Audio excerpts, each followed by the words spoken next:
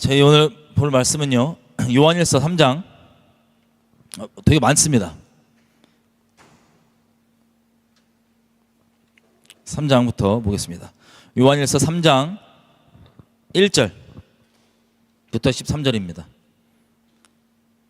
다 피셨나요? 요한일서 3장 1절에서 13절. 제가 읽겠습니다. 눈으로 따라와 주세요. 보라, 아버지께서 어떠한 사랑을 우리에게 주사 하나님의 자녀라 일컬음을 얻게 하셨는고 우리가 그러하도다. 그러므로 세상이 우리를 알지 못함은 그를 알지 못함이니라. 사랑하는 자들아, 우리가 지금은 하나님의 자녀라.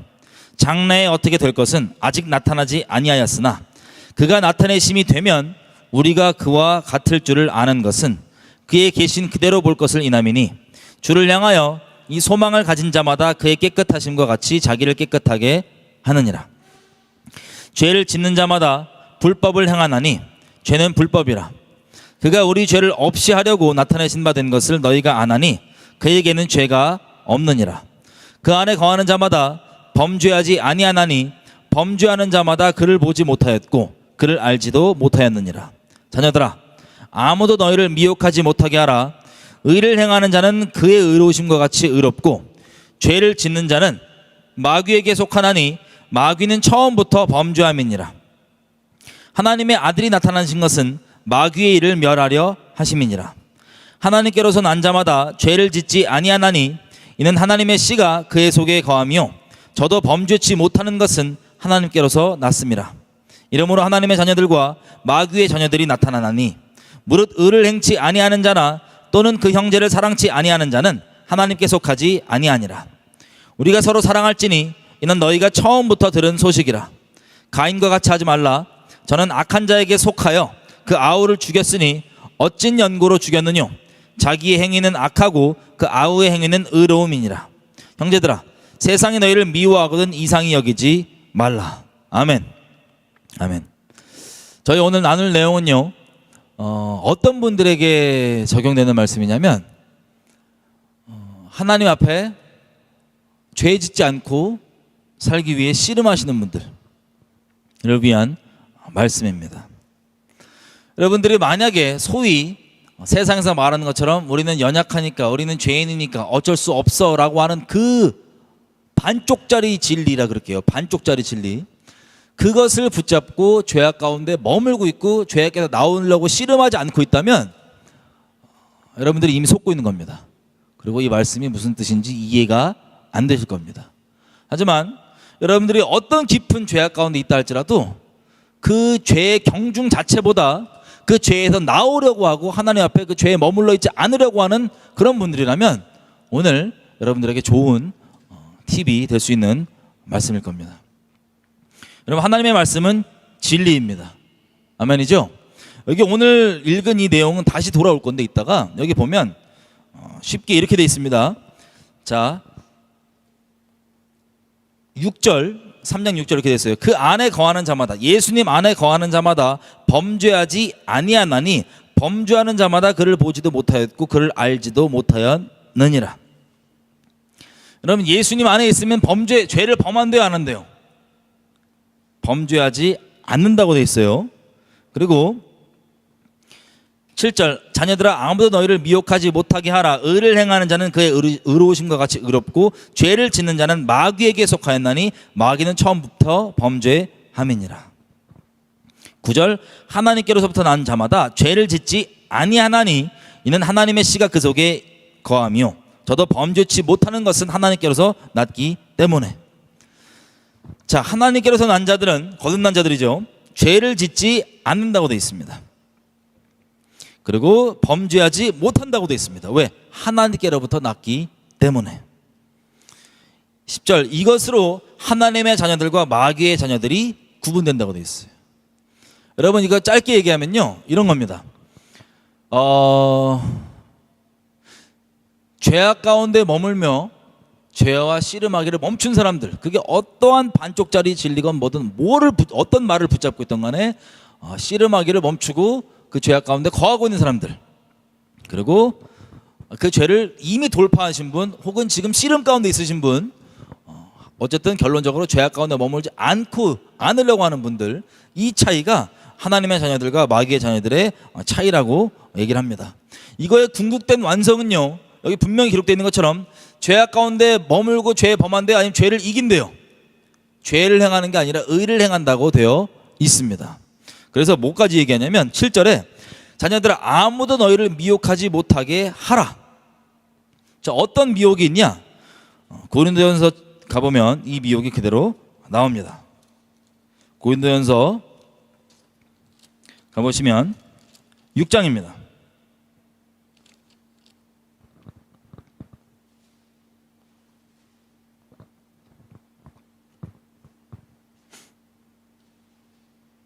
(6장) 보면 이렇게 되어 있어요. 6장 9절에 고린도전서 6장 9절 불의한 자가 하나님의 나라를 유업으로 받지 못할 줄을 알지 못하느냐. 미혹을 받지 말라. 자, 죄악 가운데 거하고 죄를 행하며 죄악 가운데 거하는 자들에게는 하나님의 나라가 유업으로 받지 못합니다. 무슨 뜻이에요? 지옥 간다는 소리입니다. 천국이 아니라 지옥 가요. 근데 그 다음 이어서 뭐라고 얘기합니까? 9절에 미혹을 받지 말아라. 어떤 미혹이 있냐? 이어서 읽으면 음란하는 자나 우상숭배하는 자나 간음하는 자나 탐색하는 자나 남색하는 자나 도적하는 자나 탐남하는 자 술 취하는 자 후욕하는 자 토색하는 자들은 하나님의 나라를 유업으로 받지 못하리라. 이렇게 기록되어 있는 것뿐만 아니라 이 죄악 가운데 거한 사람들은 하나님의 나라를 유업으로 받지 못합니다. 지옥 간다는 소리예요. 그런데 어떤 미혹이 있냐? 그럴지라도 괜찮다고 하는 그 미혹에 걸리지 말란 소리예요. 아까 요한일서도 똑같은 얘기입니다. 미혹을 받지 말라고 얘기해요. 어떤 미혹? 이런 죄악 가운데 머물고 거하면서도 하나님의 자녀이다, 하나님 나라를 유업으로 받을 것이다, 지옥 가지 않을 것이다, 천국 갈 것이다 라고 하는 그 미혹이 가득할 것이기 때문에 그것을 받지 말라고 하는 겁니다. 그럼 여기 나와 있는 것처럼 여러분 그렇게 얘기하실 거 아니에요. 아, 행위구원이 아닌데, 행위구원을 얘기하는 게 아니에요. 우리가 믿음에 대해서 좀 더 설명할 건데 그 믿음에 대한 실제 열매와 결과는 뭐냐면 죄악 가운데 머물고 거하는 게 아니라는 거예요. 하나님의 말씀을 순종함으로 의를 행하는 것. 로마서 가보겠습니다. 로마서 6장에 가면 이렇게 돼 있어요. 이게 뭐라고 돼 있냐면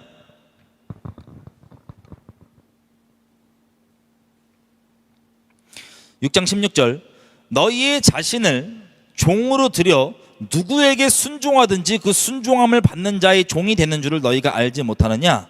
혹은 죄의 종으로 사망에 이르고 혹은 순종의 종으로 의에 이르느니라. 하나님께 감사하리로다. 너희가 본래 죄의 종이었더니 너희에게 전하여 준 바 교훈의 본을 마음으로 순종하여 죄에게서 해방되어 의에게 종이 되었느니라. 20절 자, 너희가 죄의 종이 되었을 때에는 의에 대하여 자유하였으나 무슨 뜻이에요? 의랑 상관이 없는 사람이었다는 뜻이에요. 의에 대해 자유했다는 게 의와 상관이 없다는 소리예요. 의에 대해 자유한 자였지만 21절 너희가 그때 무슨 열매를 맺었느냐? 이제는 너희가 그 일을 부끄러워하나니 이는 그 마지막이 사망임이니라. 그러나 이제는 너희가 그 죄에서 해방되고 하나님께 종이 되어 거룩함에 이르는 열매를 맺었으니 이 마지막은 영생이라. 죄의 삭은 사망이요 하나님의 은사는 그리스도 예수 우리 주 안에 있는 영생이니라. 아멘. 이것도 동일하게 뭘 얘기하냐면요, 예전에는 예수님 믿기 전에 예전에는 죄의 종이었고 죄의 열매를 맺었습니다. 그때는 그게 부끄러운 줄도 모르고 다 그런 것 같아 보이고 당연하게 여기고 뻔뻔해집니다. 그런데 예수님을 믿고 봤더니 아, 내가 예전에 죄의 종 되어서 죄의 열매를 맺었는데 그걸 생각하면 너무 부끄럽고 수치스러운 거예요. 죄가. 여러분 로마서 1장에 가보면 우리가 많이 봤던 말씀이지만 이런 얘기가 있습니다. 1장 24절 우상 숭배하고 죄 짓고 하는 이런 얘기들을 할 때 1장 24절 보면 그러므로 하나님께서 저희를 마음의 정욕대로 더러움에 내어버려 두사 저희 몸을 서로 욕되게 하셨으니 하나님을 버렸고 다른 우상 다른 죄를 섬기기 때문이다. 하나님 자리에 두고 26절 이를 인하여 하나님께서 저희를 부끄러운 욕심에 버려두셨으니 곧 저희의 여인들도 순리대로 쓸 것을 받고 영리로 쓰며 27절 끝에 보면은 부끄러운 일을 행하여 자기 자신에게 해를 스스로 행하고 있었다라고 얘기합니다. 그래서 계속 내버려 두면 32절 저희가 이와 같은 죄악들을 행하고도 죄악들을 행하는 자는 사형에 해당한다고 하나님의 정하심을 알고도 자기들만 행할 뿐만 아니라 또한 그 일을 행하는 자를 옳다 하느니라. 자, 이게 죄의 결과이고 열매이고 파괴력입니다. 죄악 가운데 머무는 사람의 상태입니다. 무슨 뜻이냐? 양심이 살아있으면요, 예수님 믿기 전이라도 양심이 살아있으면 죄가 죄인지를 설명 필요 없어요. 그냥 알아요. 근데 이 상태에서 돌이키려고 하지 않잖아요. 그러면 무슨 일이 벌어지냐? 합리화가 일어납니다. 내부적으로 죄에 대한 합리화. 다 그런 거 아니냐? 원래 그런 거 아니냐? 이건 이 정도면 괜찮은 거 아니냐? 등등등. 그러면 그 죄는 분명히 아니고 부끄러운 거라고 생각하는 이것이 어떻게 돼요? 합리화가 되니까 이제 더 이상 부끄러워하지 않고 당당해하며 떳떳해합니다. 그리고 더 나아가서 오히려 다른 사람에게 이것을 권장하고 담대하게 만들어줍니다. 다른 사람들이 그런 죄악들을 강하게. 그게 죄의 파괴력이에요. 그러니까 부끄러운 게 더 이상 부끄러운 게 아니게 되는 거예요. 그러니까 단적인 예를 들면 동성욕자들이 처음 동성욕 짓을 할 때는 누가 안 가르쳐도 예수님 몰라도요, 그게 부끄러운 짓인 줄 스스로 알기 때문에 처음에는 몰래 뒤에서 꿍꿍이로 합니다. 몰래. 하지만 거기 가운데 죄를 떠나려고 생각하지 않고 점점점 죄가 주는 거짓말과 파괴력에 매이다 보니까 어떻게 돼요? 수치를 상실해버려요. 그래서 길바닥에서 퍼레이드 모양으로 부끄러운 것을 막 까고 나와도 아무렇지도 않고 오히려 당당한, 그거에 대해 눈살 찌푸리는 사람들을 오히려 자기들이 손가락질하면서 욕하고 그런 아주 적반하장의 극으로 가게 되는, 이게 쉽게 얘기하면 죄에 대한 파괴력입니다. 단순히 동성욕만 그런 게 아니에요. 모든 죄가 이러합니다. 자, 다시 말씀드리지만 오늘 저희가 나누는 내용은요, 여러분들이 어떠한 죄, 깊은 죄를 할지라도 거기에 머무는 것이 아니라 죄에 대해서 싸워서 이기려고 하는 분들에게는 좋은 팁이 될 겁니다. 자, 이게 죄에 대한 파괴력이에요. 그래서 고린도전서 7장을 한번 가보면요, 고린도후서 7장을 가보면 이렇게 나와 있습니다. 처음 단계가 이렇습니다. 결론부터 얘기하면요, 여러분들이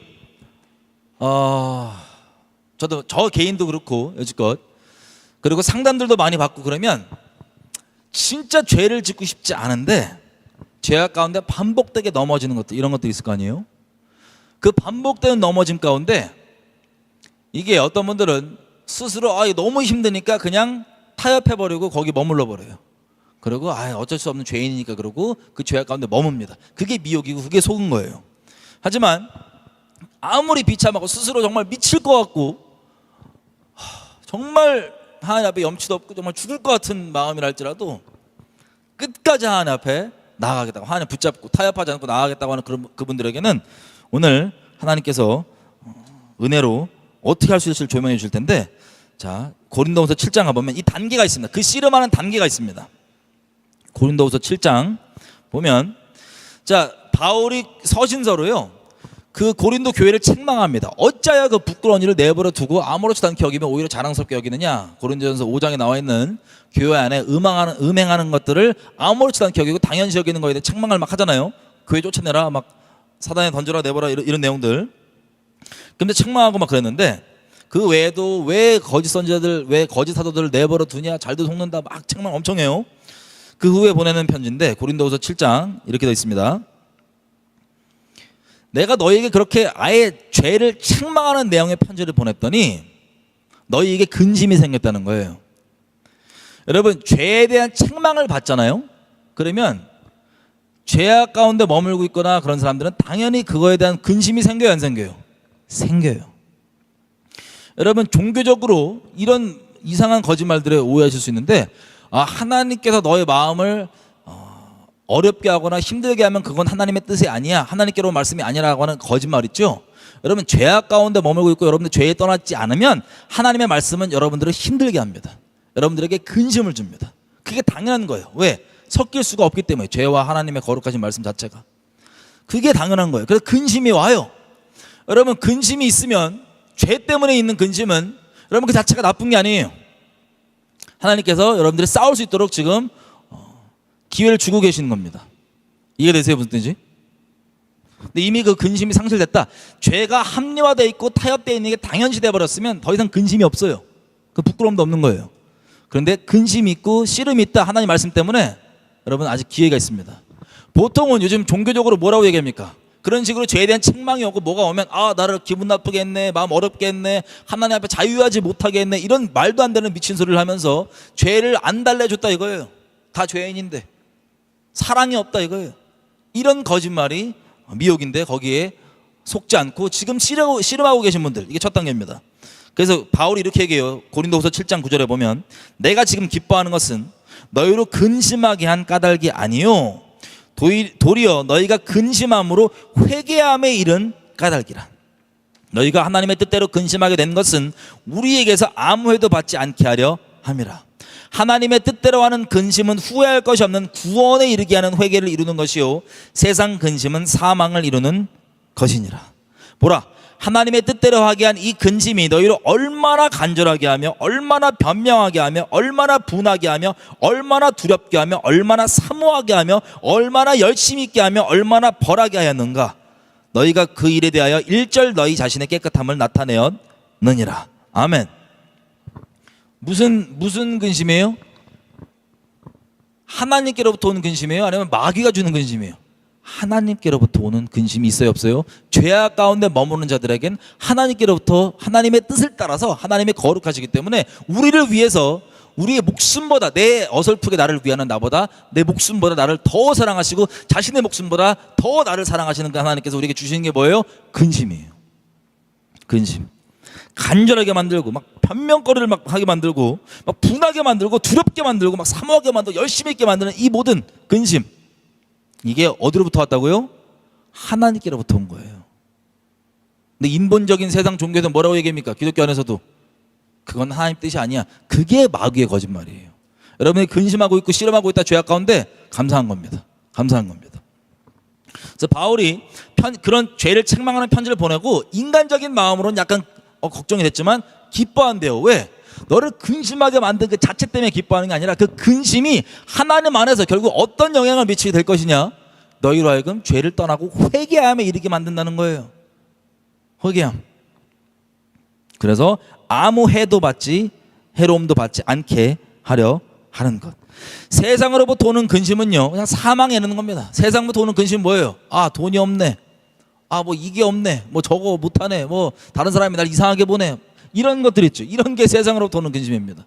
이런 것들은 사망에 이르게 하지만 죄악 가운데 머물고 있는 우리 가운데 주님께서 주시는 근심, 하나님의 뜻을 따라서 이게 오는 겁니다. 여러분 다시 말씀드립니다. 이런 근심과 씨름 가운데 있는 분들 오늘 좋은 팁이 될 거예요. 근데 이런 근심조차도 없다, 만약에 여러분들 가운데 여러분 타협하고 계신 걸 겁니다. 지옥 딱 그냥 지옥 가는 기차 안에 아주 편안하게 앉아 계신 거예요. 전속력으로 달려가는 듯. 돌이키셔야 됩니다. 자, 여러분 우리가 배교 배도 얘기를 많이 했잖아요. 배교 배도가 다른 게 아니에요. 악을 선하다고 얘기하는 것 자체가 이미 배도된 거예요. 우리가 여지껏 얘기했던 것처럼 지금 죄를 합리화되면요 죄를 당연시 여기고 남에게 권하기까지 합니다. 그게 배교 배도예요. 아무렇지 않게 하는 거. 뭐 배교 배도가 단순히 무슨 뭐 교단 차원의 뭐 WCC, WEA 뭐 이런 차원, 가톨릭과 연합 이런 차원은 당연한 것이고 궁극적으로 나오게 된 열매일 뿐이고요. 궁극적인 열매. 이게 어디서부터 시작되냐면 죄를 죄로 여기지 않는 것부터 시작되는 거예요. 그리고 더 나아가서는 아 죄가 맞아, 하지만 연약하니까 어쩔 수가 없잖아 라고 거기에 머물게 만드는 것. 아 WEA가 WCC 뭐 가톨릭 연합 아닌 거 나도 다 알아. 근데 어떻게 거기서 또 빠져나오냐고 굳이. 그럼 다 버려야 되는데 뭐 해야 되는데, 이게 똑같은 거예요. 타협시키는 거. 그게 배도입니다. 죄를 미혹으로 합리화한 상태. 죄를 죄라고 인정하는 게 중요한 게 아니에요. 합리화되어 있어서 거기 머물고 있는 상태. 우리가 성경 계속 봤죠. 초반에 머물고 있지 않아요. 머물고 있지 않다고요. 여러분 수많은 사람들이 이 지경 가운데 있습니다. 여러분들이 단순히 어떤 설교자나 어떤 교회나 사역 단체를 보더라도요 다 배교 배도 반대 아니라고 얘기하면서 행동으로는 다 연계하고 다 머물러 있고 떠나려 하지도 않고 그냥 다 서로 연합한다는 모양으로 모여있다. 그 그냥 아예 대놓고 마귀 얼굴 하고 있는 그런 사악한 자들보다 훨씬 더 교묘한 광명의 천사 얼굴을 하고 있는 미혹자들입니다. 귀 있는 자는 들으십시오. 정신 차리시고. 자, 어쨌든 히브리서 12장 4절 보면은 이 말씀이 있는 거 기억나시죠? 너희가 죄와 싸우되 아직 피 흘리기까지는 대항치 아니하고. 이 근심 가운데 죄와 싸우려고 피 흘리기까지 대항하잖아요. 어떻습니까? 그렇게 해보신 분? 이 반복되는 죄에 대해 지치고 힘들고 정말 절망스럽고 정말 살고 싶지 않을 정도의 낙담됨, 그것들이 저에게 상담 오는 많은 분들도, 그리고 저 스스로도 그런 과정들을 많이 이미 지금 현재 겪고 있거나 이미 겪었거나. 근데 그게 끝이 아니라 돌파가 있어요. 돌파가 있어요. 그게 희소식이고 감사한 겁니다. 돌파가 있어요. 먼저 그 씨름 가운데 있는 분들에게 감사한 주님의 자비의 소식은 이겁니다. 누가복음 17장 3절에서 4절. 너희는 스스로 조심하라. 만일 너희 형제가 죄를 범하거든 경계하고 회개하거든 용서하라. 만일 하루 7번이라도 너에게 죄를 얻고 7번 너에게 돌아와 내게 회개하노라 하거든 너는 용서하라 하시더라. 여러분, 그 반복되는 죄악의 씨름 가운데 씨름하고 있는 분들 기억나시나요? 어떤 마음인지? 진짜 죽고 싶어요. 너무 힘들어요. 내 마음은 진짜 안 그래야지 마음 먹었는데 또 그랬어. 미쳐버릴 것 같아요. 막 하나님께 죄송하다고 말할 수 있는 염치도 없어. 그러다 보면 마귀의 참소와 뭐에 막 점점점 주눅들고 속아갖고 아예 이러지도 저러지도 못하는 죄악 가운데 머물고 있는 상태로 되는 분들도 있어요. 아예 그냥 타협해버리거나 등등등. 여러분, 그분들에게 이 갈등 가운데 있는 분들에게 말씀드리는 것은 주님 우리에게 명하신 게 이거였어요. 너희 형제가 죄를 범하거든 경계하고 책망하고 회개하거든 용서하라. 여러분, 나는 어쩔 수 없는 죄이냐 그러고 머물면은 용서가 있어요 없어요? 없어요. 하지만 돌이키고 회개한다 그러고 아버지께 나간다, 다른 사람에게 나간다 그러면 하나님 우리에게 명하시는 게 네가 그 사람 용서해 주라는 거예요. 몇 번까지? 하루에 7번 그 똑같은 죄 짓고 7번 똑같은 죄 짓고 와서 7번 나 잘못했다 그러면 어떡하래요? 용서하래요. 우리에게 명하십니다, 주님께서. 그럼 다시 얘기하면 하나님이 본인이 안 하시는 일을 우리에게 명하시겠어요? 본인이 안 하시는 일을? 아니에요. 하나님이 내가 너희에게 사랑한 것처럼 너희도 서로 사랑하라 그러시죠? 내가 너희에게 자비를 베푼 것처럼 너희가 서로를 자비를 베풀라 그러죠? 불쌍히 여기라 그러죠? 마찬가지예요. 하나님이 먼저 우리에게 이렇게 해주시는 자비로우신 분이십니다. 여러분, 제가 이 말씀을 드리는 건 여러분들이 씨름하고 있는 그 죄가 괜찮다 뭐 합류해 주려고 그러는 게 아니에요. 씨름 중에 있다면 여러분들이 진짜 돌이킬 마음이 있고 하나님께 잘못했다 그런다면 여러분 스스로 정말 미칠 것 같고 나 다시는 안 그래야지, 절대 안 그래야지 그렇게 마음 먹었지만 또 그랬어. 미칠 것 같아. 근데 정말 염치였지만 하나님께 나갈 수밖에 없어. 하나님 나 버린 것 같아. 잘 들으세요. 그건 여러분의 느낌입니다. 우리 말씀에 의거해요. 정말 우리가 돌이키고 회개하는 그 마음으로 아버지께 나간다면 하나님께서 하루에 7번 그 동일한 죄를 그렇게 했다 할지라도 우리에게 용서를 하라 그러시잖아요. 우리를 용서하신다는 거예요. 이게 얼마나 큰 자비의 소식입니까? 그런데 그렇다고 해서 여기에서 멈추면 안 돼요. 여기서 멈추자고 이 말씀 드리는 게 아니에요. 우선적으로 하나님이 여러분들을 버렸다고, 여러분이 마귀의 참소에 따라서 나 이미 이런 죄 때문에 반복되고 죄 때문에 난 하나님 버렸어, 이 거짓말에 속지 말라고 말씀드리는 거예요. 싸워서 이길 수 있도록. 자, 다시 말씀드리지만 너무나 만연한 거짓말이 뭐예요? 교회 안에서 인간은 나약해, 연약해, 죄를 지을 수밖에 없어. 그래서 죄에 머물게 만드는 거. 결론적으로 이게 거짓말이에요. 반쪽짜리 진리, 맞는 말 같은데 결론이 뭐예요? 아까 성경 초반에 우리 읽었던 것처럼 그 어둠의 열매를 벗어나서 의의 열매를 맺는 그 의의 병기로 우리를 세우는 게 아니라 예수 안에 속한 자로 범죄하지 않는 자로 세우는 게 아니라 범죄 가운데 머물러 있게 만드는 그런 거짓말이에요. 반쪽짜리. 이것도 일종의 광명해 보이고 자비 많아 보이고 사랑스러워 보이는, 사랑이 넘쳐 보이는 것 같지만 이것도 미혹입니다. 바울이 그런데 요한일서가 얘기하는 너희가 미혹되지 말라고 하는 그 미혹이에요. 현대 교회에 가득 차 있는. 자, 이것도 교묘하지만 이것도 배교예요. 왜? 죄를 합리하고 있으니까. 아유, 우리 사람 원래 그렇지. 아우. 근데 결론적으로 다시 말씀 보면요. 신명기 30장 가볼게요. 이게 불가능하지 않아요. 이게 거짓말이에요. 인본주의적 종교적 가르침의 거짓말. 30장 11절 이렇게 얘기합니다.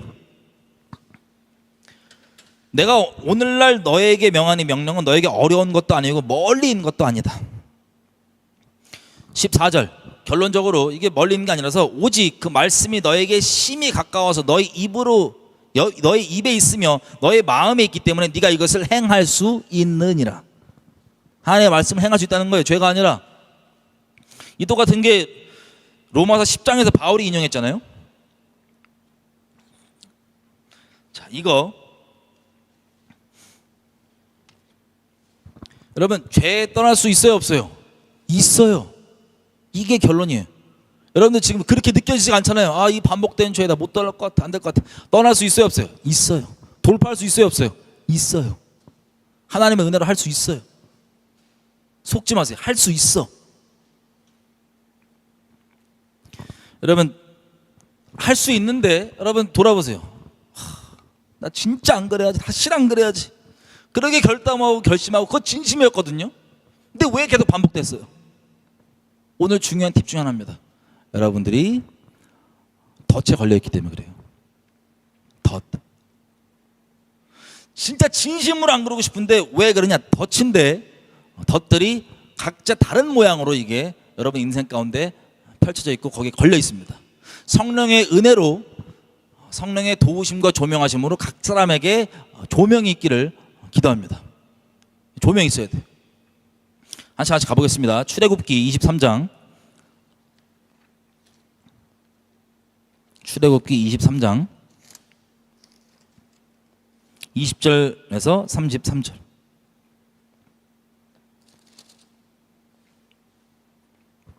출애굽기 23장 20절에서 33절인데, 자, 이 내용이 뭐냐? 여러분, 이스라엘이 가나안 땅에 들어가기 전에 하나님께서 몇 번이고 반복해서 하시는 말씀 중에 한 가지가 뭐냐면 이거예요.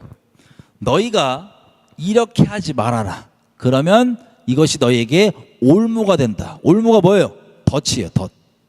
이게 올무가 되어서 너를 잡아 맬 것이다 라고 합니다. 덫. 어떤 덫이 있냐? 말씀을 보면 이렇게 되어 있습니다. 23장 20절 보면, 자, 내가 너희 앞서서 사자를 너 앞에 보낼 건데 21절 너는 그 목소리, 그 사자의 목소리를 들어라. 내 이름이 그에게 있다. 22절 네가 그 목소리를 잘 듣고 내 말대로 행하면 내가 너의 원수에게 원수가 되고 너의 대적에게 대적이 될 것이다. 23절 나의 사자가 너의 앞에 가서 그 가나안 족속들을 끊어버릴 것인데,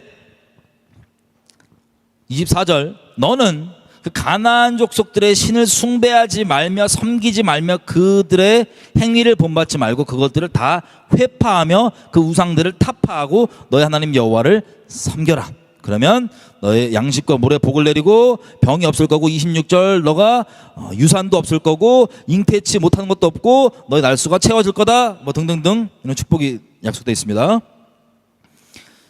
그리고 32절 보세요. 너는 그들 혹은 그들의 신과 언약하지 말아라.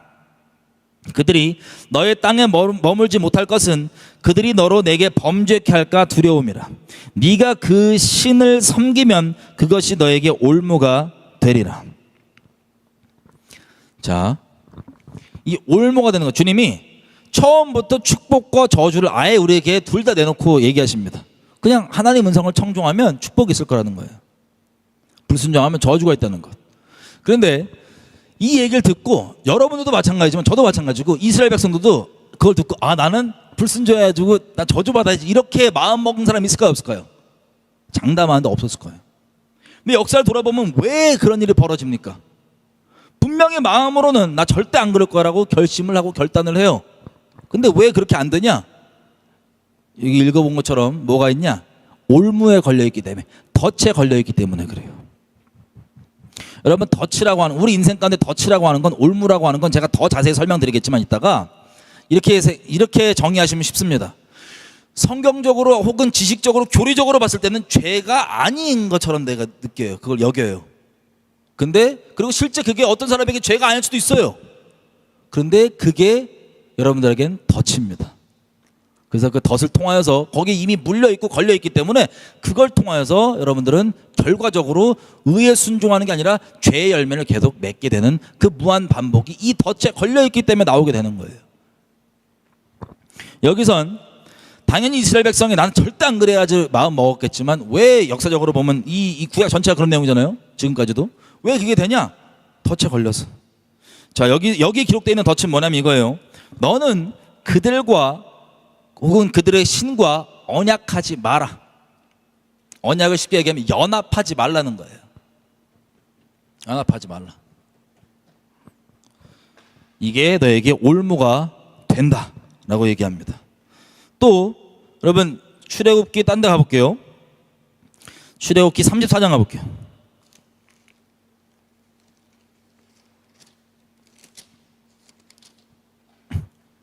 34장 11절에서 17절. 이 비슷한 내용인데요. 12절 이렇게 됐어요. 가나안 땅 들어가기 전에 주님이 뭐라고 얘기하시냐면, 너는 스스로 조심해서 네가 들어가는 땅의 거민들, 가나안 족속들이죠, 그들과 뭐를 세우지 말래요? 언약을 세우지 말라. 그들이 너희 중에 올무가 될까 하노라. 자, 그들과 연합하지 말고 언약을 세우지 말래요. 그게 뭐가 된대요? 덫이 된다고. 여러분 이것을 실제로 적용받는 나중 출애굽한 2세대들 있죠. 광야에서 나이 많은 사람들 다 죽고 그 젊은 애들만 여호수아랑 같이 약속의 땅에 들어가잖아요. 이 어린 세대들이요, 광야에서 40년 동안을 계속 뺑뺑이를 돌면서 뭐를 봤냐면, 이 고생이 왜 오는 거냐, 우리 부모 세대가 하나님 앞에 불순종했기 때문에 이런 고생을 한다는 걸 40년 동안 뼈저리게 체험합니다. 이걸 통하여서 이 가나안 땅 들어가기 전 출애굽한 2세대는 마음속에 어떤 각오를 했을 것 같아요? 어떤 결심? 나는 다시는 안 그래야지, 우리 부모님서 절대 안 그래야지. 이 각오 있었을까요, 없었을까요? 차고 넘치고 날마다 각오였어요. 근데 결론적으로 우리 역사를 알지만 이 각오가 분명하고 진심이었음에도 불구하고 넘어졌어, 안 넘어졌어요? 넘어졌어요. 왜 넘어졌냐? 다시 말씀드립니다. 덫에 걸렸기 때문에 그래요. 올무에 걸렸기 때문에. 저 여러분이 다시는 그 죄에 안 져야지, 다시는 안 그래야지라고 마음 먹고 먹어도 왜 다시 그 죄에 넘어지냐? 덫에 걸렸기 때문에. 덫. 그 덫은 또 말씀드립니다. 여러분들에게 교리적으로 지식적으로 죄로 여겨지지 않을 거예요. 그래서 아무렇지 않다고 생각하지만 그것 때문에 계속 그 무한 반복이 되는 겁니다. 그리고 실제로 그것이 다른 사람에게만큼은 죄가 아닐 수도 있어요. 그런데 그게 여러분들을 계속 넘어지게 만드는 무한 반복된 덫, 반복하게 만드는 덫이 이스라엘 백성들이 걸렸던 그 덫. 결과적으로 하나님께 순종하지 못하게 만들고 죄악 가운데 머물게 만드는 그 마귀의 덫. 자, 그래서 하지 말라는 거예요.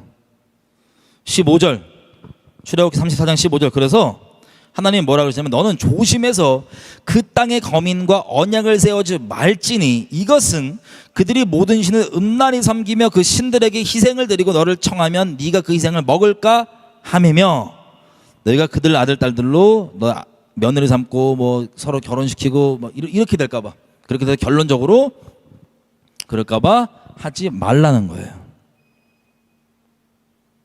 근데 역사적으로 보면은 이들이 어떻게 해요? 아주 합리적인 멘탈과 마인드. 야, 어떻게 또 쟤네를 다 죽이냐? 그리고 이미 저 세대가 지났으니 어차피 머물러 같이 살고 있고 내 일상에 이미 익숙한 그림으로 저들이 있잖아, 가나안 족속들이. 뭐 열왕기 시대까지만 가더라도 이미 진작에 진멸해야 되는 걸 내버려 두니까 그냥 어차피 섞여 있잖아요. 그러니까 그냥 뭘 죽여, 그냥 종으로 삼아, 그냥 막노동 시켜, 일꾼으로 한번 쓰면 되잖아. 합리적이고 되게 뭐랄까 좋아 보이기까지 합니다. 그리고 더 추가적으로 얘기하면 더 사랑스러워 보기까지 해요.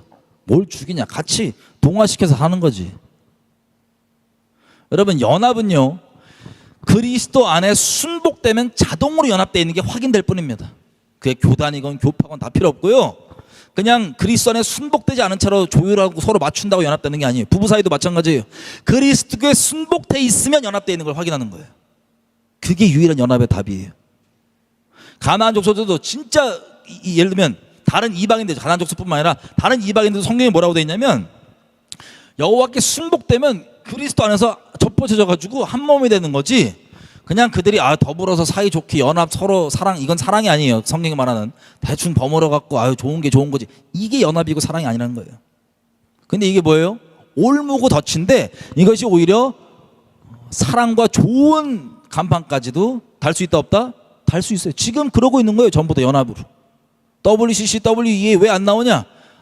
나라도 남아서 그대로 전도시켜야지. 나까지 버리면 어떡하냐? 미친 소리 하고 있어. 나 이런 미친 소리 하는 사람 한두 명 만난 게 아니야. 사역자들. 설교는 WCC 반대한다고 난리치면서 왜 구별되지 않냐 물어보면 나도 내가 남아서 그대로 전도해야지. 미친 소리 하지 마. 이 마귀야. 여기 다 속아요. 저분이 설교는 반대하는데요. 그게 무슨 상관이냐고. 행동으로 같이 하는데, 행동으로 함께 하는데 더 담대해지지. 성도들이 보고 아닌 거 얘기하면서 함께 하니까는 사랑이 넘치지. 미친 사랑. 배교하게 만드는, 지옥 가게 만드는 이런 사람들 너무 많은 거예요. 귀 있는 자 잘 들으십시오. 성령께 조명해서 그대로 보십시오. 사람의 미혹 때문에 저분 안 그럴 거야. 그러지 말고 행동을 보면 된다고요. 행동을. 너무 많아서 일일이 언급하기도 어려워요. 다 그래서 웬만하면. 자, 어쨌든 올무. 그러면 보세요. 이게 마치 쿠션을 쳐도 우리에게 공격이 들어오는 거예요. 나는 절대로 하나님께 순종해야지라 마음 먹고 있는 이 출애굽 2세대. 이들은 타협할 마음이 없습니다. 진심이에요. 그래서 여러 가지 모양으로 직접적으로 공격 들어오는 게 아니라 돌려서 덫을 뿌려놓는데 그 덫에 걸리기를 바라고 덫에 걸리면 결론적으로 하니까 순종하는 게 아니라 불순종하게 되는 거예요. 결론적으로. 자, 그래서 신명기에도 보면 약속의 땅 들어가기 전에 똑같은 얘기 계속 하십니다. 가서 제발 그러지 마라. 이것이 너에게 올무가 된다. 여러분 잘 보세요. 이제 이 모든 것들을 우리 스스로에게 하면 개인에게 적용을 해볼게요. 반복되는 죄에 넘어지는 분들이 있다. 그러면 이 올무에 걸려있는데 이 올무는 여러분 스스로 이거는 죄가 아니잖아라고 인식하고 있을 거예요. 나는 진짜 마음으로 진짜 다시는 반복되는 죄 안 져야지 그러고 있지만 이 죄를 직접적으로 처음부터 우리에게 이 도전과 유혹이 들어오는 게 아니고 반드시 쿠션을 쳐서 올무를 통해서 들어오는데 그 올무만큼은 다시 말씀드립니다. 여러분들이 죄라고 인식하고 있지 않을 거예요. 사람마다 다 틀릴 수 있어요. 근데 이게 어떻게 되냐? 이 죄라고 인식되지 않는 걸 이것을 하면 자동 프로그램이 되어 있습니다. 쉽게 얘기하면. 그냥 관문이라 이 올무는 곧 다른 말로 관문이라 보시면 돼요. 이 자체는 죄가 아니라고 내가 인식하고 있는데 이걸 하면 이 끝에 뭐로 바로 연결돼요? 궁극적으로 그 죄로 연결되어 있는 문이에요, 이게. 근데 이것만 보면 이건 죄가 아니게 여겨지거든. 내 눈에 죄가 아닌 것처럼 보이거든. 그래서 나도 괜찮다고 생각하고 있고 이미 허용하고 있어요. 근데 이거를 반복된 죄를 돌아보시면 잘 성령의 조명하시면 한번 생각해 보십시오. 패턴이 있어요, 패턴이. 꼭 반복되는 패턴이 있어요. 그 시작점이 뭐예요? 그 여러분들이 죄라고 괴로워하는 그 행동, 그 죄 자체 이전 스텝들을, 그 이전 단계들을 돌아가 보면 반드시 그 덫과 올무가 있는 걸 확인할 겁니다. 그래서 그 죄를 바로 짓게 하는 게 아니라 그 관문에 들어가게 만들어요. 이건 죄가 아니라고 인식되어 있으니까 마귀가 거기까지만 인도하는, 거기까지 속이는 거예요. 들어가면 그 다음부터는 쭉 연결된 고속도로, 관문입니다. 관문. 자, 이게 계속해서 우리가 진심으로 그 죄를 짓지 않고 돌이키고 싶지만 무한 반복되는 그 원인이자 이유 중에 하나입니다. 이 관문, 올무. 그래서 이미 요거 되면 이미 넘어간 거예요. 마음은 이미 당장 행동으로 옮겼다 안 상관없어요. 이미 끝까지 가 있는 거예요. 그러니까 사람마다 다 틀린데 저거 몇 가지 샘플을 말씀 들어보세요. 여러분들 적용되는 게 뭔지 한번 보여줘요. 여기 제가 말로 굳이 설명 안 해도 성령이 조명하시면 각자 인식이 될 수 있습니다.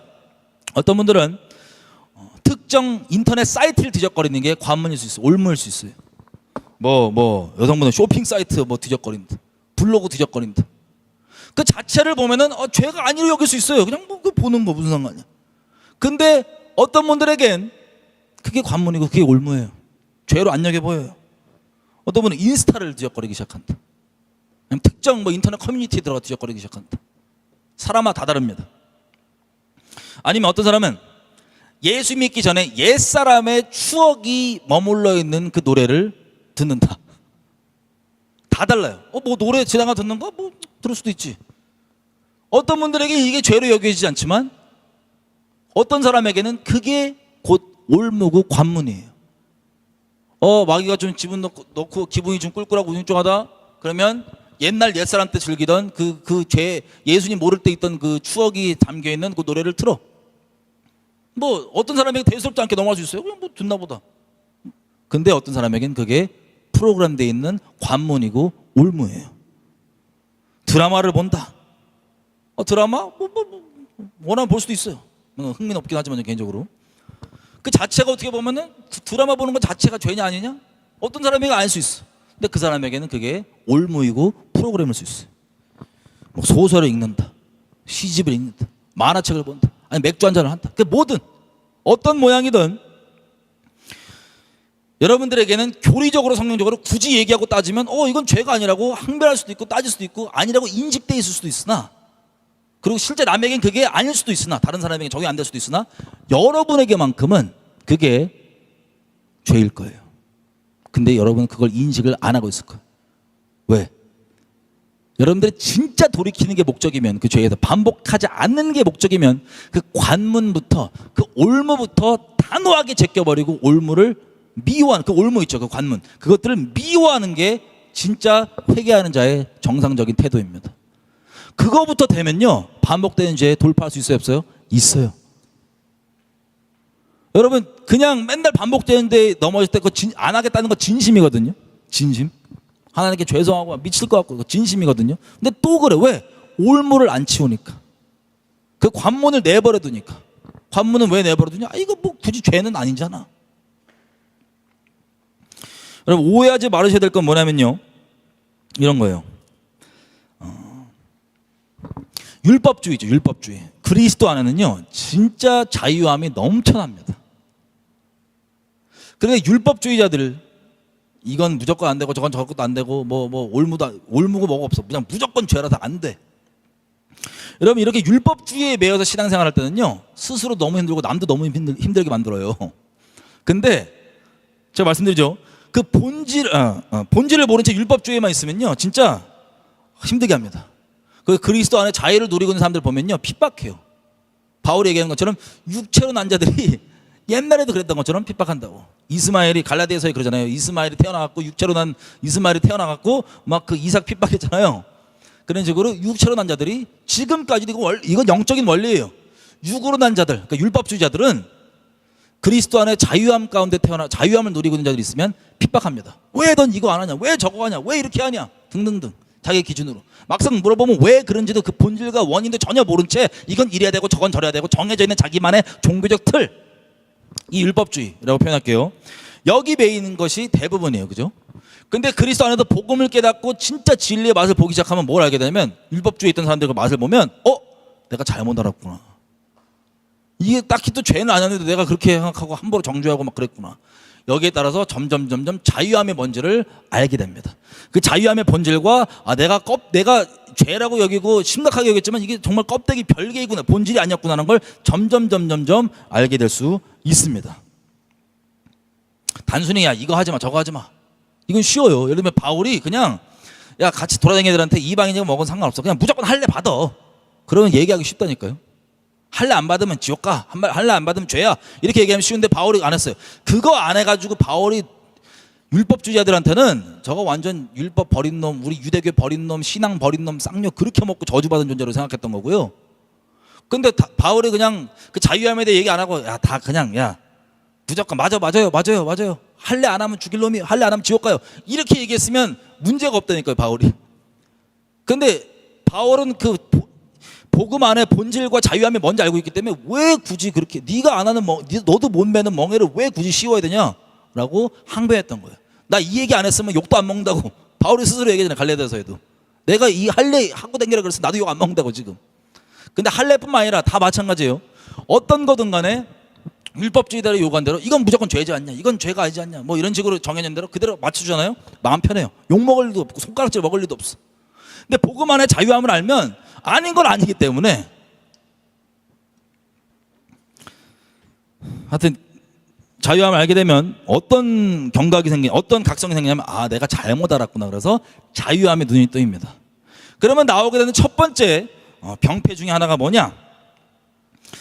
그때 올무들을 많이 세팅할 수 있어요. 그 복음 안에 있는 자유함이 진짜 진리이고 맞긴 맞는데, 그때 이건 죄가 아니었구나, 뭐였구나 하면서 예전처럼 율법주의처럼 이건 절대 안 되니까 이런 차원이 아니라, 이런 종된 차원이 아니라 자유함 가운데 점점점 자칫 잘못하면 올무들을 막 세팅할 수 있어요. 자기 인생 가운데. 그래서 내가 종교적으로 율법적으로 생각해서 저건 죄였는데 성경적으로 본질적으로 보니까 막상 또 죄는 아니야.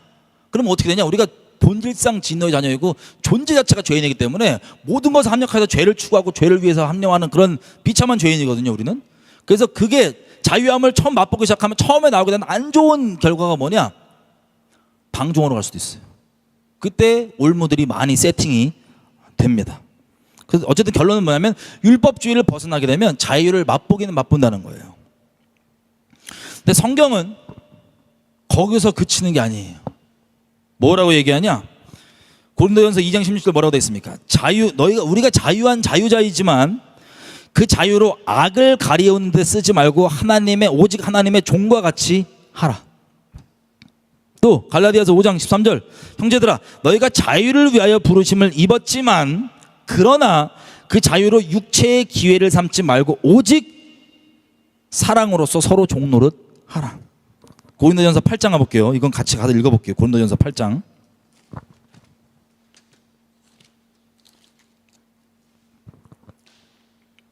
고린도전서 8장 1절. 우상 제물에 대해서는 우리가 다 지식이 있는 줄 아나 이 지식은 교만하게 하며 사랑은 덕을 세우나니, 만일 누구든지 무엇을 아는 줄로 생각하면 아직도 마땅히 알지 못하는 것이요, 또 누구든지 하나님을 사랑하면 이 사람은 하나님의 아시는 바 되었느니라. 자, 무슨 뜻이냐? 우상 제물을 먹어도 되냐 안 되냐고 하는 이 종교적 논쟁이 있는 거예요, 고린도 교회 안에. 그래서 우상 제물을 먹어도 되냐 안 되냐 이거에 대해서 바울이 심플하게 먹으면 무조건 죄야 이렇게 단순히 얘기해 버렸으면 이거 되게 길게 쓸 필요도 없어요. 근데 몇 장 동안 이 얘기를 합니다, 바울이. 왜 그러냐? 잘 보세요. 4절.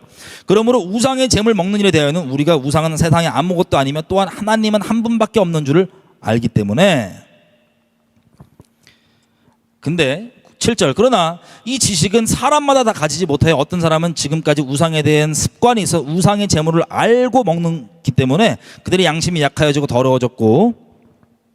8절. 먹는 것은 우리를 하나님 앞에 세우지도 못하나니 우리가 먹지 아니어도 부족함이 없고 먹어도 풍성함이 없으리라. 그러니까 결론이 뭐예요? 우상의 제물 먹건 안 먹건 그게 중요한 게 아니다. 네가 이 자유함을 아직 모른 채로 그냥 율법주의 이거 안 된다 그랬는데, 이 자유함을 모른 채로 안 된다고 그랬는데 그냥 그걸 몰래 먹고 있으면 그건 네 양심이 더러워지고 있는 거지만, 자유함을 이 복음 안에 진짜 참된 자유함의 뭔지를 이미 알고 누리는 자들에게는 아는 거예요. 우상 제물 먹고 안 먹고 이거 중요하지가 않아. 뭐 먹어도 그만, 안 먹어도 그만이야. 그런데 결론이 뭐예요? 9절. 이 율법주의가 아니라는 걸 깨닫고 벗어나면 방종이 결론이 아니고 여기서 머물고 있다면 다음 단계가 있습니다. 다음 단계가 뭐냐? 자유함을 누리고 알지만 9절. 그런즉 너희의 자유함이 약한 자들에게 거치는 것이 되지 않도록 조심하라. 그래서 10절. 지식이 있는 네가 우상의 집에 앉아 먹는 것을 누구든지 보면 그 약한 자들의 양심이 담력을 얻어 어찌 우상의 제물을 먹게 되지 않겠느냐. 그러면 네 지식으로 그 약한 자가 멸망하나니 그는 그리스도께서 위하여 죽으신 형제라. 이같이 너희가 형제에게 죄를 지어 곧 약한 양심을 상하게 하는 것이 곧 그리스도에게 죄를 짓는 것이니라. 그러므로 만일 먹을 것 때문에 내 형제가 실족하게 되면 나는 영원히 고기를 먹지 아니하여 내 형제를 실족하지 않게 하리라. 이게 궁극적인 거예요. 단순히 우리가 생각하는 것처럼 율법주의냐 아니면 이 그리스도 안의 자유함이나 이 두 가지 프레임밖에 있는 게 아니라, 이 율법주의는 당연히 아닌 거니까 벗어나요. 그리스도 안에 자유를 맛봐요. 그 다음 단계가 뭐냐면 방종이 아니라 여기서 아닌 건 알지만 아직 이거를 모르는 애들에게, 그리고 이게 논란이 있고 갈등이 있는 애들을 위해서 굳이 안 하는 거예요. 내 자유함을 안 해야 되니까 안 하는 게 아니고 자원하는 심령과 자발적인 마음으로 안 하는 거예요. 이웃 사랑과 영혼 사랑 때문에. 이게 궁극적 단계입니다. 그래서 8장 1절에 보면 이 지식은 우리를 교만케 한다는 게 뭐예요? 굳이 따지면 이게 왜 성경적으로 문제가 없는지를 막 따지고 지식적으로 설명할 수 있어도 상관없다는 거예요. 이게 내가 무슨 말인지? 그 사람은 자기가 저 율법주의나 이런 뭐 잘 아직까지 율법주의에 범주안에 머물고 있는 사람들이 잘 모르고 있어서 그러는 것처럼 보이거든요. 근데 바울은 오히려 성경은 뭐라고 얘기하냐면 2절, 만일 누구든지 무엇을 지가 아는 것이라고 착각하면 아직도 진짜 알아야 될 바를 본질을 모르고 있는 거라는 거예요. 자유함은 지식적으로 저게 아닌 걸 알아서 교리적으로 설명도 할 수 있고 자유함 가운데 있는 것처럼 보이나 그게 아니라는 거예요. 지식은 교만하게 하고 사랑은 덕을 쌓는다고 되어 있습니다. 바울도 얘기하죠. 나도 그거 아무것도 아닌 거 안다. 4절에 나도 그거 아무것도 아닌 거 안다. 네 말 맞다. 근데 그 아무것도 아니라고 설명할 수 있는 그 지식이 중요한 게 아니고 그것을 따라서 이웃을 어떻게 하느냐. 여러분, 그래서 복음 안에 자유함을 누리게 된 거 감사한 겁니다. 알게 됐다면, 율법주의에 벗어났다면. 근데 그게 방종이 되고 올무에 대한 세팅 기간으로 끝나버리면 최악이 되는 거예요, 인생이. 그 다음 단계가 뭐냐? 자유를 핑계거리로 올무가 세팅되는 게 아니라 오히려 그 자유함은 그대로 누리면서 이웃을 사랑하며 섬길 수 있게 됩니다. 그리고 신앙적으로 얘기하면요, 어떻게 되냐? 엄청나게 보수적으로 신앙생활을 본인 스스로가 하게 됩니다. 점점점. 무슨 뜻이냐? 뭐 저 같은 경우도 마찬가지예요. 그리스도 안에서 자유하면, 저는 교회를 안 다녀봤잖아요. 근데 복음 안에서 이 본질을 계속해서 이 전도하다가 복음을 제가 전도하면서 성령의 조명하심 가운데 말씀들을 깨닫다 보니까 너무 자유한 거예요, 복음이. 근데 교회에 있는 분들에게 보면은 어떤 분들은 이 자유함이 아예 없어. 아예 알지도 못해. 그래갖고는 이건 되고 저건 안 되고 이틀대로만 이건 되냐 안 되냐 이거로만 사는 거예요. 스스로도 미칠 것 같은데 남도 그걸로 조져. 근데 제가 그거를 몇 번 해봤거든요, 시도를. 그게 아니라고. 이해가 들어가도 이게 쉽지가 않아요.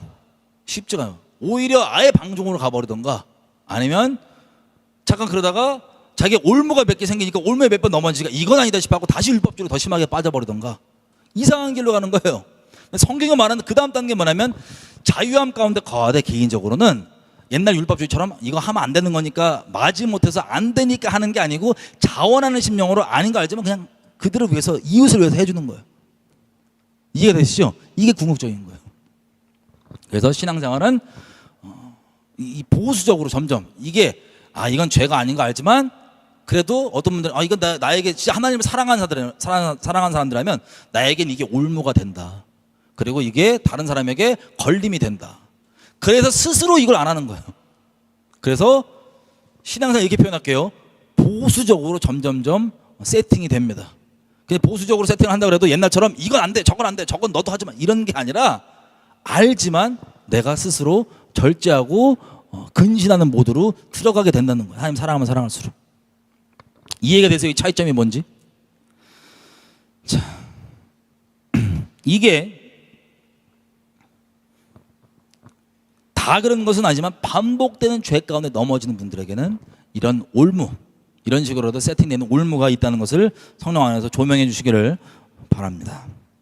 그래서 결론 얘기하면 자유로 핑계 삼는 게 아니고요, 그 율법주의에 갇혀서 몰라서 하는 게 아니고요, 단순히 이건 죄니까 안 하는 그런 게 아니고 자발적으로 하나님 나라와 이웃 영혼들의 유익을 위해서 하는 거예요. 그리고 실제 지식적으로 아무리 그게 죄가 아니냐 뭐냐 설명을 해줘도요, 뭐라고 되어 있습니까? 고린도전서 14장 마지막 절 이렇게 되어 있어요. 고린도전서 로마서 14장 마지막 절. 죄는요, 14장도 거의 이 내용입니다. 이 로마서 14장도 어떤 사람은 이 본질의 믿음을 이미 갖고 있고 자유함을 알기 때문에 걸리면 안 되는 거예요. 또 어떤 사람은 이건 이렇게 지켜야 돼, 저건 저렇게 지켜야 돼. 다 기준이 다른 거예요. 근데 이것 때문에 그러지 말라는 거예요. 5절 보세요. 이렇게 됐어요. 코셔 있죠. 이런 음식은 먹어도 되고 안 되고, 뭐 할랄 먹어도 되고 안 되고, 뭐 유대교 큐셔 먹어도 되고 안 되고, 이건 해야 되고 안 되고, 이건 해도 되고 안 되고, 이 모든 종교적 기준들.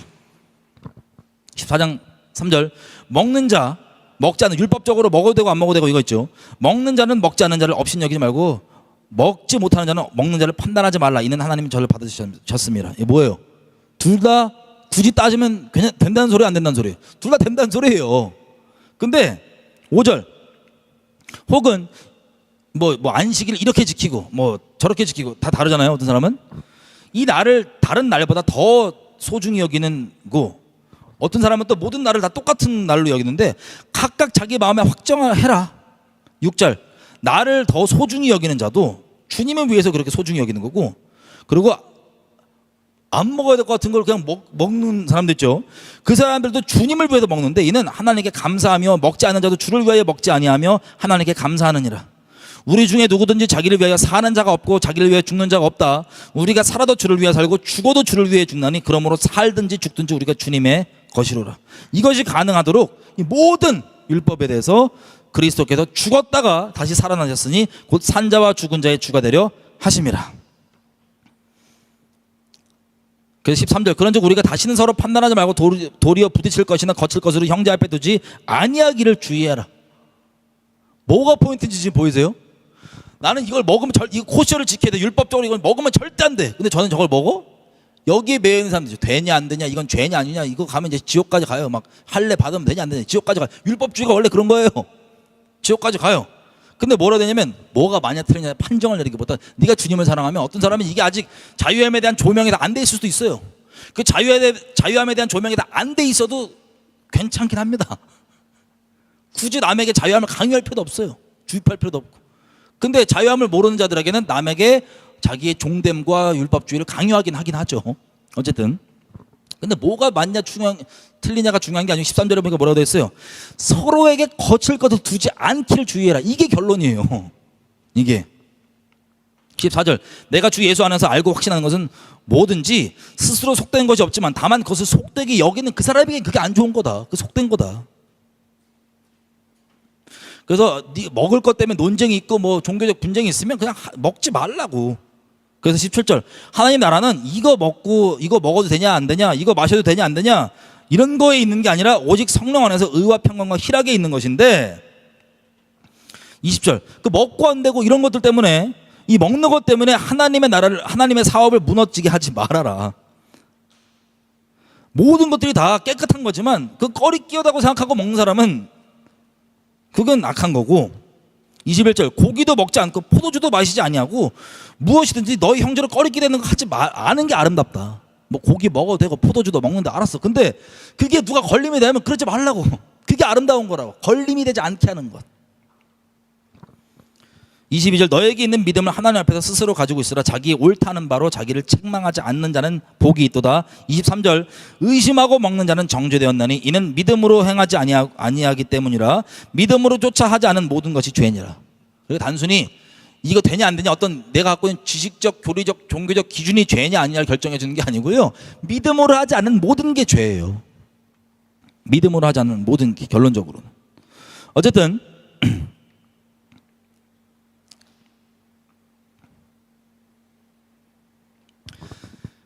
정리를 해보면 여러 가지 원인이 있을 수 있지만 경험적으로 그리스도 안에서 저도 그렇고 주변에 들어오는 상담들을 통틀어서 봤을 때 큰 올무 중 하나가 바로 이겁니다. 이런 식으로 신앙의 자유와 이런 것들이 오히려 올무들을 합리화하게 만들고 내버려 두게 만드는 것, 그 단계에 있는 거예요. 그 다음 단계 있죠. 우리가 지금 결론적으로 보고 있는 거침이 되지 않게, 이게 안 하면 안 돼서가 아니고 스스로 자발적으로, 이거 아무것도 아닌 거 알지만 스스로 자발적으로 두 가지예요. 이웃을 위해서, 그리고 하나님 앞에 이게 올무가 되는 프로그램 관문이기 때문에, 우리는 최대한 죄인이기 때문에 최대한의 육신을 위해서 최대한을 확보하고 싶어하는 게 우리의 죄성입니다. 근데 죄는 아니잖아요. 잘 들으세요. 어떤 거든 간에 저와 여러분에게 올무가 있고 프로그램 된 게 지금 이 얘기 들으면서 조명이 됐어요. 여러분들에게 나는 예를 들어서 뭐 인터넷 사이트 뒤질 때마다 홈쇼핑 볼 때마다 뭐 할 때마다 이게 죄가 계속 반복되고 나온다. 이렇게 뭐든 간에 그러면 그것 자체가 여러분들에겐 죄일 거예요. 다른 사람에겐 비록 적용이 안 될 수 있어도 지식적으로 교리적으로. 그럼 하나님을 사랑하고 진짜 죄에 머물고 있지 않는 사람은 어떻게 돼요? 그 올무까지도 죄가 아니니까 괜찮다고 합리하면서 계속 머물고 있는 게 아니라 그것까지도 제껴버리게 됩니다. 자발적으로 누구를 위해서? 하나님을 사랑해서. 죄는 하나님의 마음을 아프게 하기 때문에. 이 올무를 제하지 않는 이상은 그 죄는 계속해서 진심으로 하고 싶지 않겠지만 무한 반복됩니다. 이게 올무고 이게 덫이. 그래서 오늘 여러분들 이거에 대해 씨름하고 갈등이 있었던 분들에게는 성령께서 조명해 주시고 은혜가 있어서 될 거라고 봅니다. 자, 우리 결론적으로 이렇게 기도했으면 좋겠는데요. 생각해 보세요. 여러분, 이 계속되고 반복되는 죄에 머물러 계실 거예요? 그러길 원하세요? 이게 합리화돼 있으세요 이미? 여러분 그대로 머물고 계시면 여러분 지옥 갑니다. 지옥 가라고 말씀드리는 게 아니라 돌이키실 수 있도록 분명하게 말씀드리는 거예요. 근심이 됩니까? 좋은 거예요. 씨름이 됩니까? 좋은 거예요. 아직 하나님께 자비를 베풀고 계신다는 거예요. 말도 안 되는 궤변과 미혹의 거짓말들을 가지고 그 죄를 합리화했다. 이미 어쩔 수 없다라고 합리화했다. 여러분 철저하게 속고 계신 거예요. 지금 성경은 절대 그렇게 얘기하지 않습니다. 혹은 반대로 너무나 반복이 여지가 심했어. 이제 올무 때문에 그 관문 때문에 이미 프로그램 돼 있는 나의 인생 가운데 그것들 때문에 계속해서 무한으로 그 반복된 죄에 넘어졌다는 걸 파악이 됐다. 근데 주님께 이제 나아가고 이것도 다 올무도 져버리고 다 제껴버리고 버려버리고 아버지께 이제 나아가고 싶은데, 나에게 정말 보수적으로 신앙생활하면서 아버지께 나아가고 싶은데 너무 염치가 없다. 내 하나님 앞에 너무 죄가 여지고 반복돼서 내가 보기에도 너무 힘들어서 너무 쓰레기 같아서 거룩하신 그분 앞에 내가 염치가 없다. 이런 분들 있다면 자 들어보세요. 사람은요 당장 서로 사랑하기로 맹세한 부부 사이랄지라도 계속해서 반복되는 죄를 보면 마음이 쉬워요 어려워요? 쉽지 않고 어려울 거예요. 근데 사람은요 아무리 부부 사이랄지라도 그 반복되는 죄를 쉽게 누가 용서해 주라고 그러겠어. 하지만 하나님은 우리의 생각과 다르고 이분은 거룩하신 분이시고 죄를 보응하신 분이시고 죄와 섞일 수 없는 분이시지만 그 자비와 인자하심이 무궁하시고 그 사랑이 넘치셔서 우리에게 명하신 것처럼 그 형제가 책망받고 회개한다 하거든 너희는 용서하라. 왜? 주님이 그러시니까. 누가 우리 더럽고 추잡하고 역겹고 스스로도 가증에다 미치겠는 이 반복된 일을 다 알고도 누가 용납해 줄 수 있겠습니까? 사람은. 주님은 그 죄를 돌이키길 원하고 아버지께 나오라고 하는 자들, 그분들에게 오히려 다시 일어나라고 격려해 주시는 자비로우신 아버지이십니다. 그 죄가 괜찮으니까 거기 있어라고 하는 이 귀신, 이건 하나님 이름을 가장한 귀신이지만 그건 미혹이고 거짓말이지만 죄에 돌이켜 주님 앞에 나가려고 하는 자들에겐 주님께서 그 자비를 다시 한번 일어나라고 다시 한번 격려해 주시고 나오게 힘을 주시는 분이십니다. 그분의 자비하심과 인자하심을 의지해서 다시 일어나십시오. 다시 일어나십시오. 스스로 너무 역겨워도 일어나십시오. 그 역겹고 가증한 게 팩트이고 사실 맞지만 그분의 사랑이 더 큽니다. 그분의 사랑이 더 큽니다. 일어나서 다시 죄랑 싸우세요. 그 올무부터 다 제껴버리세요. 단호하게 근신하는 마음으로 깨어있으세요.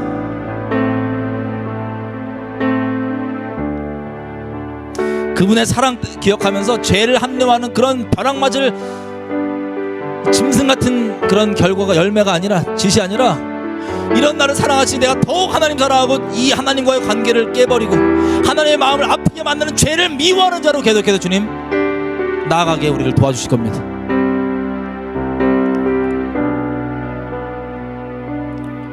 이분의 자비와 사랑을 알게 되면 알게 될수록요 죄를 미워할 수밖에 없고 의를 사랑할 수밖에 없게 됩니다. 여러분, 사랑은 결정이고 결단입니다. 우리 계속 나눠왔던 것처럼 감정이 아니에요. 여러분들 스스로 어떻게 느끼든 그게 중요한 게 아니고요, 주님이 우리를 사랑하기로 맹세하시고 그 결단대로 그 맹세대로 우리를 느끼신 바와 상관없이 쭉 사랑하시는 것처럼, 신실하신 것처럼 우리 또한 계속해서 마음으로 그러기를 정하고 가는 겁니다. 다시 하나님께 나가십시다. 다시 나가십시다. 여러분, 그 반복되는 죄 돌파 있다 없다 있어요. 안 된다는 거짓말 자체가 진짜 그 거짓말이에요. 우리를 묶어놓는. 제 애기가 제가 보니까 이거 뭐 이제 막 걸음마를 할 때가 됐어요. 근데 얘가 제가 걸어다니고 뭐 앉았다 일어섰다 뭐 물건 잡고 다니는 걸 보면은 충분히 육체적으로 물리적으로는 걸을 수 있는 상태거든요, 얘가. 근데 못 걸어요. 왜? 자기 멘탈에 이미 자기는 못 걷는다고 생각하는 그 믿음 안에 있으니까, 갇혀 있으니까, 그 잘못된 믿음 가운데 갇혀 있으니까는 몇 걸음 걷다 무조건 꼭 앉아요. 무조건 충분히 육체적으로 되는데, 제가 보니까. 여러분, 마찬가지입니다. 성경에서 우리 의의 종으로 살 수 있다 없다, 주님이 그러라고 우리 부르신 거예요. 그 죄에 비참하게 쳇바퀴처럼 돌려 사는 것, 지금 그런 상태에 아무리 오래됐다 할지라도, 그 반복되는 그 지겨운 상태가 아무리 수년 오래됐다 할지라도 벗어날 수 있다 없다? 벗어날 수 있다고 성경은 얘기합니다. 거짓말의 이 믿음, 거짓말을 믿음으로, 너는 안 된다고 하는 거짓말의 믿음으로 갇혀있지 마세요. 요한 1서가 성경 곳곳에 얘기합니다. 될 수 있다고, 의의 열매 맺고 살 수 있다고, 그러려고 우리 부르시는 거라고. 더 이상 속지 않고 믿음으로 주님 붙잡고 주님 앞에 내 스스로 합리화하고 내버려두고 있던 모든, 남에게 적용하는 게 아니에요. 올무와 이 덫들은 남에게 적용하는 게 아니라 나에게 적용되는 겁니다. 스스로 자발적으로 주님 앞에 근신하는 마음으로 점점 나아가는 이것, 우리가 주님을 의지하고 주님의 자비와 인자하심 때문에 우리가 가증해 보일 수 있지만 주님께 다시 뻔뻔하지만 예수님의 자격으로 서서 나아가는 겁니다. 지금 시간 기도할 때 하나님께 이렇게 좀 기도했으면 좋겠어요. 하나님, 감사합니다. 뻔뻔하고 가증하고 죽어마땅하고 내 스스로도 역겹지만 거기에 머물러 있지 아니하고 아버지께 나아가기 원합니다. 계속해서 성령으로 내가 스스로 일부러 내버려두고 아무렇지 않게 여기고 있던 그 올무들, 이미 내가 버튼만 누르면 마치 그 죄의 길로 연결되어 있는 그 프로그램들, 그 덫들, 그 열려있는 관문들 다 조명해 주십시오. 하나님, 내가 다른 것 때문에 못하니까 마지못해 안 하는 게 아니라 내가 다 자유함 가운데 있지만 주님을 사랑함으로 주님의 마음 아프게 하지 않기 위해서, 그리고 이웃을 위해서 그렇게 근신하는 마음으로 그렇게 가기 원합니다. 주님, 붙들어 주십시오. 우리 주님께 은혜를 구하며, 주님 나를 포기하지 않아 주셔서 감사합니다. 우리 주여 외치고 감사함으로 마음을 결정하며 기도하며 하시겠습니다. 주여, 내 아버지, 내 아버지, 그렇습니다. 이것이 또 다른 머릿속에 교리로 남아서 교만한 자로 서는 걸 원치 않습니다. 얼마나 주 앞에 역겹고 가증하고 비참하니 주님이 더 잘하십니다. 내 스스로도 너무나 역겹지만 그 역겨움 가운데, 잠수함 가운데 머물러 있는 것이 아니라 내가 주를 떠나 어디로 가겠습니까? 내가 주를 떠나 다른 어떤 길을 택하겠습니까? 내게 주님밖에 없습니다. 염치 없지만 예수님 저녁 의자에 아버지께 하기 원합니다. 근신하는 마음으로 스스로 그렇게 아버지께 나가기 원합니다. 주님 사랑하기 때문에 주님 그 사랑 저버릴 수 없어. 주님 앞에 그렇게 가기 원합니다. 도와주십시오. 아버지, 이것 때문에 괴로워했던 수많은 영혼을 주님 아십니다. 전세계 이 덫과 울무 때문에 고민하고 갈등하며 계속해서 넘어지는 수많은 영혼을 아십니다. 주님, 지혜와 계시 영으로 성령께서 가져서 책망해 주시고 조명해 주시고 깨닫게 해주셔서 그 씨름과 싸움 가운데 믿음의 승리를 허락하여 주십시오. 돌파를 허락하여 주십시오. 기름 부어 주십시오. 승리해서 믿음으로 나아가는 하나님 나라의 진격을 보게 하여 주십시오. 우리 개인 먼저가 그렇게 되기 원합니다. 스스로 합류하고 스스로 괜찮다고 그렇게 내버려두지 않고 기꺼이 근신하는 마음으로 그 올무들과 그 관문들을 내어버리고 닫아버리며 폐쇄해버리며 돌파로 믿음으로 하기 원합니다. 그래서 성경이 말한 대로 의의 열매를 맺으며 주님과 동행하는 자로 지금 서기 원합니다. 각자 그 기도하는 모든 사람들에게 그 중심 가운데 기름 부어주고 조명에 대해서 돌파하며 믿음으로 달려가는 우리 될 수 있도록 도와주십시오. 아버지께 맡겨드립니다.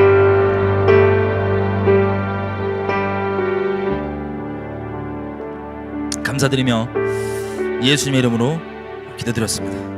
아멘. 이게 설교 한 번으로 그냥 조명될 수도 있지만 청년께서 겸손하게 은혜를 구하며 얼마나 지독히 내 인생 가운데 그 덫과 올무가 오래 있었잖아요. 그러면 이거를 덫이나 올무라고 의심하는 것 자체도 이미 너무 묻어있고 당연하게 여길 수도 있어요. 상상도 안 될 수 있어요. 이게 설마 덫이라고? 성령의 깊은 조명하심과 정직한 반응과 내가 내 육신을 위해 기회를 최대한 땡기겠다고 하는 이런 악독한 마음이 아니라 근신하는 마음으로 모든 것을 경계하며 아버지께 온전히 있고 아버지의 마음 절대 아프지 않게 하겠다는 이 진심의 진심, 이 턱 위에 성령의 은혜와 조명하심이 계속 있으므로 계속해서 믿음의 삶을 살 수 있기를 같이 기도하면서 믿음을 전진했으면 좋겠습니다.